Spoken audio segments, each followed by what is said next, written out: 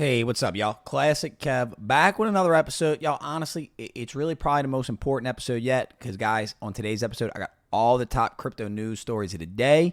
But first, before we get started, guys, if you could like, comment, subscribe, I'm trying to get this YouTube money, y'all. So help a brother out. If you don't know what to comment, guys, say something nice about my mom's garage. Come on, be filming here for a while. Anyway, so let's go ahead. Let's get started, guys. So before we get started, guys, let's take a look at the market, just kind of see what's going on. Guys, I'm not doing any TA today, guys. TA is boring, and it's like the weather. It's wrong half the time, right? So, as always, guys, when I evaluate these markets, the first thing I look at is what is Bitcoin doing. Bitcoin's up about 3% on the day, still sitting around 20,000. I told y'all a couple weeks ago we're probably going to be trading in this range for a little while now. And as far as buying opportunities, as always, not financial advice, guys. I live in my mom's garage. Remember, this is not financial advice. This is just entertainment. I like Bitcoin, anything in this range, 20,000 or below. I'm still going to be making a move, guys. I will be buying a whole coin soon. I love Ethereum's up almost 4% on a day.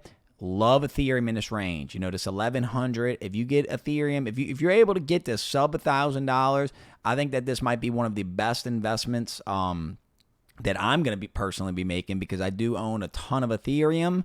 Unfortunately, I keep taking my ETH stash and buying NFTs with it, but I do think that going forward, guys, ETH, Bitcoin, these things have been around. We're in some crazy times, just not just in the crypto world, but geopolitically. So let's just hope that we can get through to these midterm elections, and I'm hoping my thesis is that's when things will turn around. Not too much other craziness. Solana up a little bit. Y'all know I got a big Solana bag. Polygon Matic. I really love this Polygon Matic at this 50 cents range. I mean, anything under $1. I think that Polygon Matic is going to be one we're going to be talking about for a long time. Chainlink. I think Chainlink, it's a little boring. People don't like messing with Chainlink, but Chainlink's going to be essential for not just crypto, but even these central bank digital currencies are going to utilize some of what Chainlink does. So definitely one to keep an eye on. So let's get to the top news, guys. And the first story is Voyager files bankruptcy days after freezing withdrawals. Yeah, guys. So this is a nightmare scenario. Voyager, I've had money in Voyager. Voyager is a publicly traded company. It's, pretty large exchange, pretty popular exchange. They offered yields on all sorts of different cryptos, and some of the yields were pretty high too. So this is a disaster, guys. I mean, this is a true black eye for the crypto industry. Now, this is what it says, guys. The cryptocurrency's lender collapse comes after it reveals significant exposure to hedge fund Three Arrows Capital, which itself sought bankruptcy protection. So yeah, guys, so this Three Arrows Capital company, the Three Arrows Capital, that hedge fund, borrowed money from a lot of different exchanges, and when they went under, which it seemed like what caused them to go under was the Terra Luna collapse. The Terra Luna collapse tanked the price of Bitcoin, which, Three Arrows Capital was heavily exposed to Bitcoin and Terra Luna, and you name it. It seems like everybody loaned this Three Arrows Capital company money, and now, what Voyager's done is they froze their exchange, and this, again, points to one of the bigger problems with crypto, that we aren't fully in a decentralized ecosystem that we would like to be.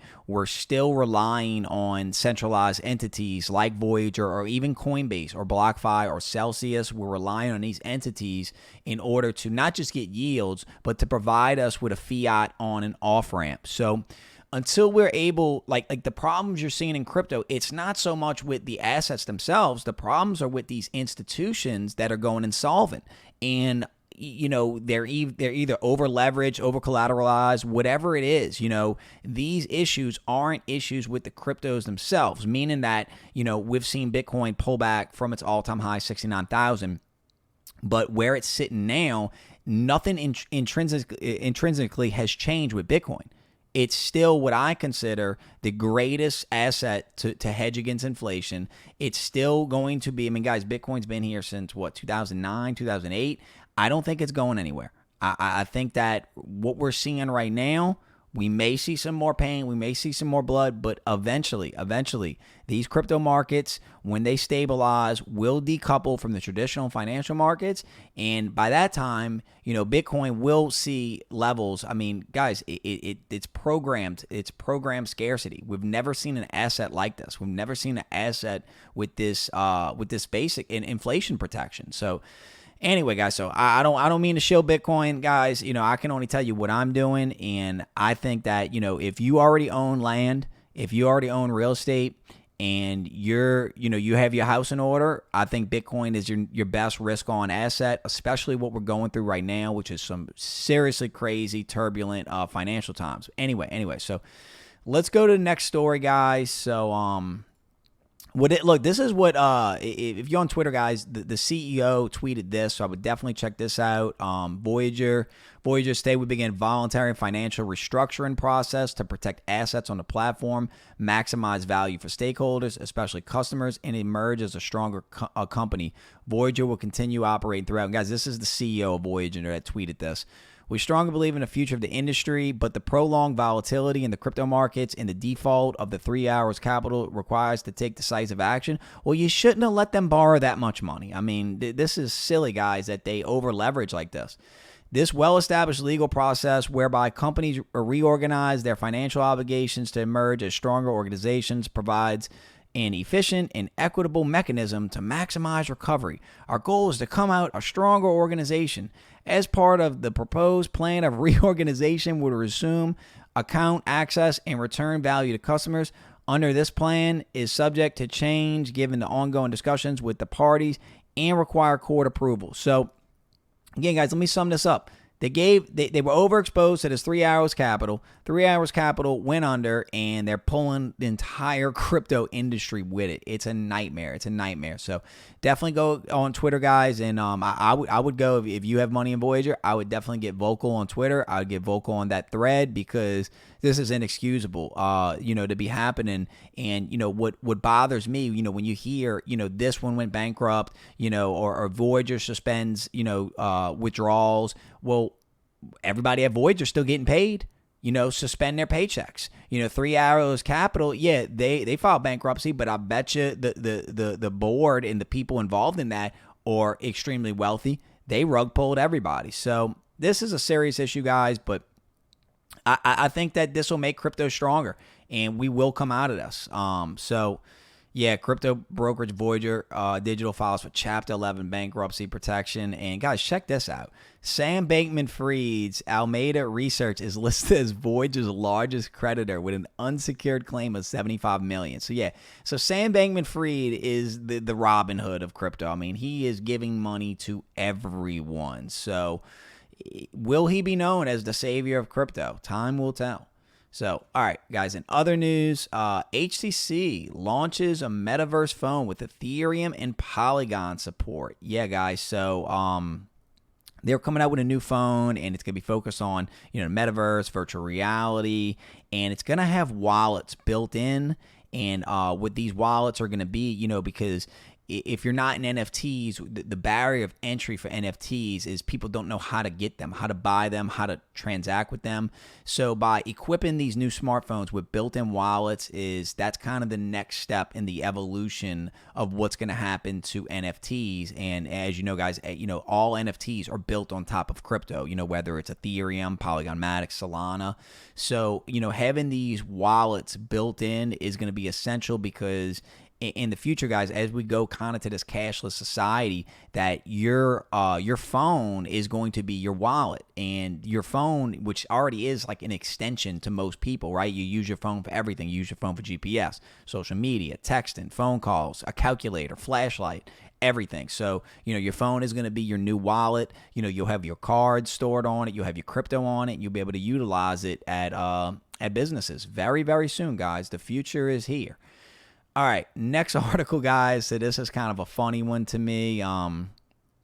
Check this out, guys. So months after shilling, $3,000 Ethereum. Cramer says crypto has no real value. So, guys, Jim Cramer buys his crypto on Robinhood. So I have no words. This guy is a clown to me. This guy is a clown. He shilled Ethereum at 3,000. Now he says it has no return. So he is the epitome of people that buy the top and sell the bottom. So I don't understand where he gets off saying it has no real value, because there's so much intrinsic value in crypto. There's so much utility. I mean, guys, our federal government and the SEC has deemed that Ethereum is not a security because it has utility. It has intrinsic value. So Jim Cramer, he's a clown. He's a clown. And really, guys, you could probably make a living off of doing the opposite of what this guy says, because stuff like this, people won't forget, and it's going to age very poorly for Jim Cramer. But he has no problem flip-flopping. So we'll check back on this clown in a year or so. Anyway, guys, so next story. This is a Finbold story, guys. Bear market wipes 25 cryptocurrency exchanges in 30 days. So yeah, guys, so this bear market, what it's really doing is we're reorganizing what the crypto ecosystem is going to be, meaning that there will be coins that don't come out of this. There will be exchanges that don't come out of this. There will be crypto YouTubers that don't come out of this, right? There will be crypto investors that are so disgusted by, whether it's the Celsius or the Voyager thing, they just don't come back. But that reminds me of a Warren Buffett quote. Let me show y'all. Perfect time for this quote.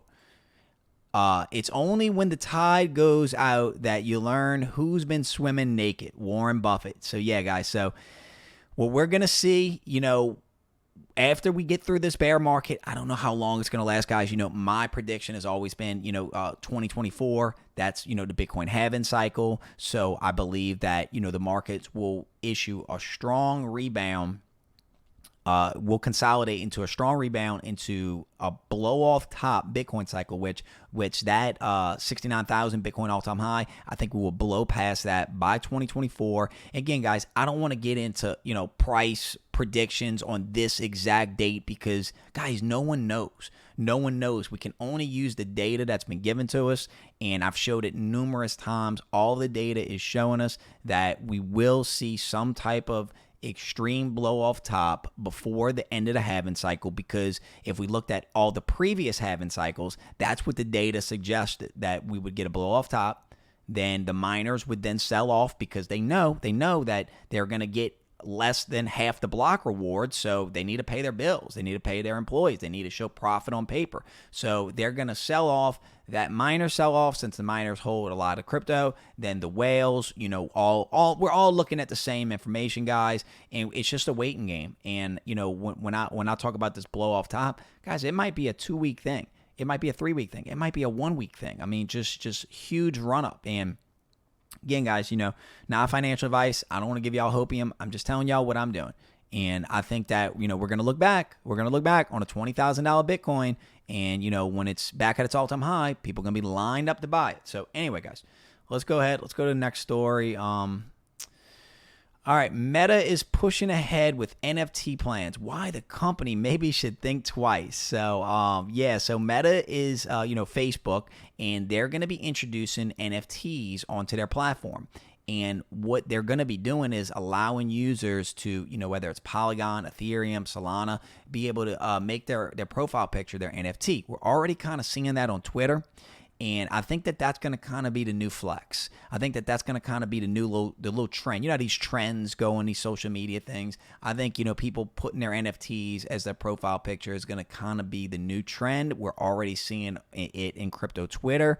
And, we're already seeing celebrities, athletes, big name people already doing this. So as y'all know, the cultural leaders, the athletes and the celebrities, they start the trends, then it works down to the people. So once Meta gets all of this kind of figured out, I don't have a Facebook account, guys. I got rid of Facebook, so I'm not worried about that. But it's good to see, because it's definitely going to be bullish for us as investors. So, and guys, for people that say NFTs have no intrinsic value, guys, check this out. I'm actually going to be going to this event this weekend, NFTZ. I'll try to do a video there of it for y'all, but check this out. This is the Chilling Chameleons team. They actually booked, this is Kel, a friend of mine. The team booked this entire hotel. They're having this huge event, NFTZ, and me as a holder of the Chilling Chameleons NFT, I'm able to go to this event for free. They got your boy a free room. I mean, I'm super excited about this, guys. And, you know, when you're investing in NFTs, this is what you need to look for. You need to look for NFTs that have utility like this, like not just, you know, online or metaverse utility. We need to see real world utility. So this is going to be an awesome event, guys. It's going to be an awesome networking event. I really can't wait to go to this. And, you know, I'm sure I'll come back with a lot of alpha for y'all. And I'm trying to film an episode out there, guys. But really, guys, man, I'm thinking like, man, I just kind of want to enjoy myself. You know, I want to enjoy myself. I don't have to worry about YouTube and crypto. Shit can be so stressful, guys. Trust me. But, all right, let's go to the next story. Check this out, guys. So, this story, 8 athletes paid in crypto. So this is something that we need to keep an eye on because, you know, Aaron Rodgers, Odell Beckham, Saquon Barkley, Trevor Lawrence, Klay Thompson, you know, these are some big names that are getting paid in crypto, guys, because these people, whether it's Aaron Rodgers, Odell Beckham, they have teams around them, and their teams around them know what's going on, and they know that, you know, with the value, you know, with all this inflation going on, and, you know, it's like, again, it's not so much that the value of the dollar, it's not so much that, you know, commodities and asset prices are skyrocketing up. It's just that the value of dollar is going down. So, you know, these assets, these athletes, a lot of them are very cash rich. You know, they want assets, and they already have real estate. They already have stocks. They already have bonds. They already probably have gold and silver, the smart ones. So, you know, the next asset they're going to want to own, they're going to want crypto. They're going to want crypto. I mean, Bitcoin is a liquid asset, can be traded 24/7. So it's very easy to turn Bitcoin into cash. So Anyway, next story, guys. Peter Schiff. Peter Schiff's bank closure strengthened Bitcoin case for financial freedom. So yeah, guys. So if you don't know who Peter Schiff is, he's actually a really smart economist, and he is an anti-crypto guy. I mean, he has been anti-crypto since day one, and, you know, his tweets they're just gold, guys, because he's got so many tweets where he talks about like, you know, like Bitcoin's going to crash to $5,000 and Bitcoin's at $20,000 right now, like, you know, telling us to get out. But what the irony of all this is, you know, he put out this tweet, despite no evidence of crimes, Puerto Rico regulators closed my bank anyway for net capital issues rather than allow a sale to a highly qualified buyer, promising to inject capital for in excess of regulatory minimums. As a result, accounts are frozen and customers may lose money. And the irony of all of this, and everybody on Twitter is killing them right now, is if only, you know, people are saying like, if only there was, you know, a banking system that required no intermediaries and couldn't be politicized and that had no middlemen to do nefarious stuff like that. That's what Bitcoin is, Peter. So maybe this will be Peter Schiff's wake-up call to embrace Bitcoin. But anyway, y'all, so that's all I got for today. I'm Classic Kev. You made it this far in the video. Thank you so much for watching. And say something nice about my mom's garage in the comments if you made it this far. Anyway, y'all, I'm Classic Kev. I'm out. Peace.